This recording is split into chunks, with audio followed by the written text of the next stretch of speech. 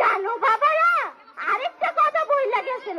আমার আবু সাইদ আমারে বলছিল, মা তুমি আমার লেগে একটা ঘর বানাইও, আমি আর কত বাড়ি বাড়ি শুইমু, তুমি আমার লেগে একটা ঘর বানাইও।